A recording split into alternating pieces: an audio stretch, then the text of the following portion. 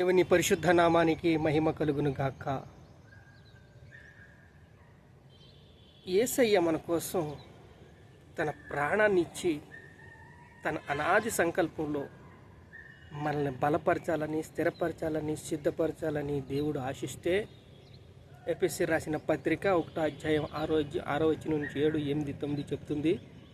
ఆయన అనాది సంకల్పంలోనే యేసయ్య గురించి ఆలోచన చేసి ఎదోము వంశస్థులు లోబడనొల్లని ప్రజలు, ఎదోమియలు లోబడతలేదు, వీళ్ళ కోసం అందరూ అంతటా మారు మనసు పొందాలని తన కుమారుణ్ణి సిలువకి అప్పగించి రక్తము కార్చి కొట్టబడి, దున్నబడి, చీల్చబడి తన ప్రణాళికను సిద్ధపరిచి మనుషులందరూ భూమి మీద దేవుడు స్వరూపంలో ఉన్న మనుషులందరినీ తన కుమారుని రక్తంతో పరిశుద్ధం చేయాలని, పరిపిత్రం చేయాలని, పరలోక రాజ్యం తీసుకెళ్లాలని, వారసులుగా చేయాలని ఆయన ఆశపడ్డాడు. అయితే ఎదోము వంశస్థులు లోబడతలేదు. ఎదోము వంశస్థులు శాపం నొందుకున్నారు. నాశనం వాళ్ళకి తటస్థించింది. చూడండి, ఓబద్య 1వ అధ్యాయం 1వ వచనం. ఓబద్య కలిగిన దర్శనం ఎదోమును గురించిన, ఎదోము మీద యుద్ధము చేయుదుము లెండని జనులను రేపుటకు దూత పంపబడి ఉన్నాడు. ఎదోము మీదకి యుద్ధము ఏం చేశారని? ఎదోమీయులు ఏశావు సంతానం. ఎదోమీయులు ఏశావు తన జ్యేష్ఠత్వాన్ని అమ్మేసుకున్నాడు, శరీరానికి కనెక్ట్ అయిపోయాడు. గల్తీ రాసిన పత్రిక 5వ అధ్యాయం అంతా కూడా మనకి వివరిస్తుంది. మొదట ఆత్మానుసారంగా నడుచుకోండి, తర్వాత మీరు శరీరానుసారంగా లోబడతారు. మొదట మీరు ఆత్మానుసారంగా జీవించకపోతే, ప్రార్థనలో ఉండకపోతే, పరిశుద్ధతలో ఉండకపోతే, సత్కార్యము చేయకపోతే, నిష్ఠ ఉండకపోతే, దీక్ష ఉండకపోతే మీరు మీ సంగతి అంతేనని పౌలు చెప్తున్నాడు. ఎదోము వంశస్థులకి ఓబద్య దర్శనము ఏమిచ్చాడు? ఇర్మియాకి ఏమిచ్చాడు? వీళ్ళు ఎందుకు లోబడతలేదు? పాత నిబంధనలో తన కోపాన్ని ప్రదర్శించాడు. కొత్త నిబంధన వచ్చిన తర్వాత ఎఫెసీ 6 ప్రకారంగా మనకి రూపకల్పన చేశాడు. అందరూ అంతటా మారు మనసు పొందాలి, సువార్త వినాలి, రక్షణ పొందుకోవాలి, పరలోక రాజ్యం వెళ్ళాలి, పరలోక రాజ్య భాగ్యాన్ని అనుభవించాలని దేవుడు ఆశించి తన యాకోబుకి కొన్ని సంఘాలు పరిస్థితులను చెప్పాడు. సంఘంలో ఉన్న జరుగుతున్న ఏ క్రియల గురించి చెప్పాడు. ఫిలదెల్ఫియా, లవోదియా, సార్దీసు, ఎఫెసు, స్ముర్మ, పెర్గమ, తయరైత ఈ సంఘాల్లో జరుగుతున్న హేయ క్రియల గురించి దేవుడు చెప్పాడు. నీ విశ్వాసమును, నీ సహనము విశ్వాసం కాపాడుకోమన్నాడు. నమ్మకమైన సత్యసాక్షిగా ఉండమన్నాడు. నీ క్రియలు, నీ కష్టము నీ నెరుగుదునన్నాడు. నీ శ్రమను, నీ దరిద్రతను నేను ఎరుగుదునన్నాడు. ప్రకటన గ్రంథం 20వ అధ్యాయం 10వ వచనం అయితే, వారిని మోసపరిచిన అపవాది అగ్నిగంధకములో పడవేయబడును. అచ్చట ఆ క్రూర మృగమును, అబద్ధ ప్రవక్తి ఉన్నారు. యుగ యుగములు రాత్రి పగళ్ళు వారికి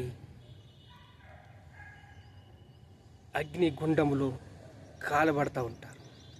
కేవలం ఇక్కడ ఆ అబద్ధ ప్రవక్త, ఆ క్రూర మృగము, అపవాదికి అగ్నిగంధకాలు మాత్రమే దేవుడు ఆలోచించాడు. ఎందుకంటే తన అనాది సంకల్పంలో ఎఫెసీ 1:6 ప్రకారంగా యేసయ్య రక్తముతో ఎవరైతే పవిత్రపరచబడ్డారో, పరిశుద్ధపరచబడ్డారో అందరూ కూడా పరలోక రాజ్య భాగ్యానికి వారసులు అని దేవుడు చెప్పాడు. కానీ ఈ ఎదోమీయులు, ఏశావు వంశస్థులు ఆ కూర, ఈ చిక్కిడిగా కూర తిని నేను చచ్చిపోతున్నాను అని జ్యేష్ఠత్వాన్ని అమ్మేసుకున్న ఏశావు సంతతి వారు. చూడండి, వాళ్ళు లోబడరు. వాళ్ళు ఎంత బలంగా ఉన్నారంటే ప్రతి ఉన్నతమైన ఉద్దేశాలు. చూడండి, ఇర్మియా గ్రంథము 49వ అధ్యాయము 22వ వచనం. శత్రు పక్షిరాజు వలె లేచి ఎగిరి తన రెక్కలు విప్పుకునిచున్నాడు. ఆ దినమున ఎదేము బలాఢ్యుడు హృదయములు ప్రసవించు స్త్రీ హృదయము వలె ఉండెను. ప్రసవ వేదన పడుతున్న స్త్రీ, ప్రసవించు స్త్రీ హృదయం కరిగిపోద్ది. నేను బ్రతుకుతానా, ఇక నాకు బ్రతుకుందా, ఈ జీవితంలో నేను ఇంకొక క్షణమైనా బ్రతకగలనా అన్న ఒక హృదయము వారికి వచ్చేసిందంట. ఎందుకు? జీవించినంత కాలం శరీరానికి కనెక్ట్ అయిపోయారు, సువార్త వినలేదు, యేసయ్య రక్తం గురించి వాళ్ళు తిరుగుబాటు చేశారు, ప్రవక్తల గురించి తిరుగుబాటు చేశారు, సేవకుల్ని చంపారు, కొట్టారు. ఇవన్నీ చేసి అత్యున్నతమైన పర్వతం మీద ఆసీనుడయ్యుండి కొండ సందులలో నివసించువాడ, అత్యున్నత సింహాసనంలో పర్వతముల మీద ఆసీనుడు అయ్యుండి కొండ సందులలో, అంత భయం ఎందుకండి, అంత భీతి ఎందుకండి, అంతలా జీవించేవే, అంత బ్రతుకు బతికేవే, ఎందుకు సువార్త వినలేదు, ఎందుకు సువార్త నమ్మలేదు, ఎందుకు దేవుణ్ణి అసహించుకున్నాం, ఎందుకు దూరంగా ఉన్నాం? ఎదేము వంశస్థుడు. పక్షిరాజు గూడంతా, ఒబేద్యా 1:4. నీ హృదయము గర్వము చేత మోసపోతివి, పక్షిరాజు గూడంతా ఎత్తైన నివాసము చేసుకుని నక్షత్రములలో దాన్ని కట్టినను అచ్చట నుండి నేను కిందకి పడవేతును. నక్షత్రములు అంటే ఈ లోకంలో గనులు అన్నీ ఉన్నవారు, ధనికులు, నెంబర్ 1 నెంబర్ 2 అంటారు కదా. ధనికుల్లో ఎవరంటే ఆ స్థాయి నుంచి మొత్తము ఉన్నవాళ్ళు, లేని వాళ్ళు, మధ్యవర్తులు, వీళ్ళందరికీ ఈ యొక్క వాక్యం వర్తిస్తుంది. పక్షిరాజు గూడంతా ఎత్తైన స్థలంలో నివాసం చేసుకున్నాను. బ్యాంక్ బ్యాలెన్స్ తరగదు, ఈ భూమి తరగదు. ఎవరైనా సరే అక్కడి నుంచి కిందకి పడేస్తాడంట. కిందకి పడదోయగల వాడెవడని అనుకున్నవాడా, నీ హృదయం గర్వము చేత నువ్వు మోసపోతివే. ఇది ఎదేము వంశస్థుల్లో భయంకరమైన భీతి. ఎందుకంటే దేవుడు ముందే చెప్పాడు, నా కుమారుని పంపించి పరలోక రాజ్యవాసులుగా, పరలోక భాగ్యులుగా చెయ్యాలి, సువార్త వింటారు అని. వీళ్ళు శరీరాన్ని కనెక్ట్ అయిపోతున్నారు. శరీరానుసారులు. చూడండి, మొదట ఆత్మానుసారంగా నడుచుకోండి, తర్వాత చూడండి ప్రకటన గ్రంథంలో పిరికివారు, అవిశ్వాసులు, అసహ్యులు, నరాంతకులు, వ్యభిచారులు, మాంత్రికులు, విగ్రహార్థికులు, అబద్ధికులు అగ్నిగుండంలో పాలు పొందుదురు. వీరు లక్షణాలు ఎవరి దగ్గర ఉంటాయి? ఎవరి దగ్గర ఉంటే వాళ్ళందరూ కూడా నరకానికి వెళ్ళవలసిందే.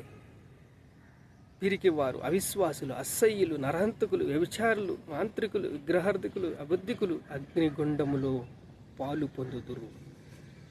ఒబిద్యా కలిగిన దర్శనము ఎదేము గురించిన, ఎదేము మీద యుద్ధము చేయుటకు లెండని జనులను రేపుటకు దూత పంపియున్నాడు. ఎదేము వంశస్థుడు ఒబిద్యా కలిగిన దర్శనం ఏంటంటే, ఈ ఎదోము శాపగ్రస్తమైంది, శాపం వచ్చేసింది. కానీ వాళ్ళ హృదయము మెత్తని హృదయం కాదు.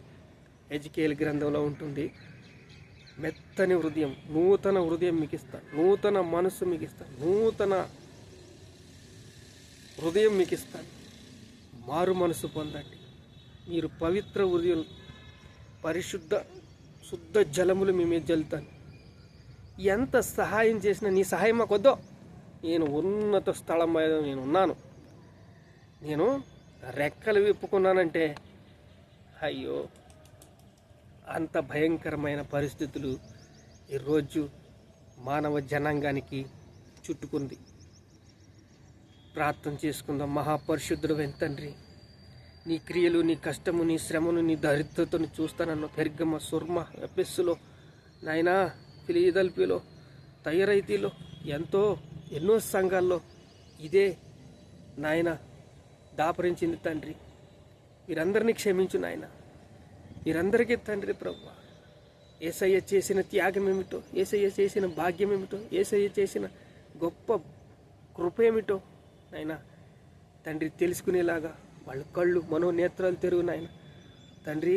ఆత్మ చెప్పుచున్న మాట చెవుకలవాడు వినుగా. కానీ ప్రభా అయా, ఎదేము నాశనం అవుతుంది, ఎదేముకు నాశనం అని ఇర్మియా చెప్పాడు, ఎదేముకు నాశనం అని ఒబేద్యా చెప్పాడు.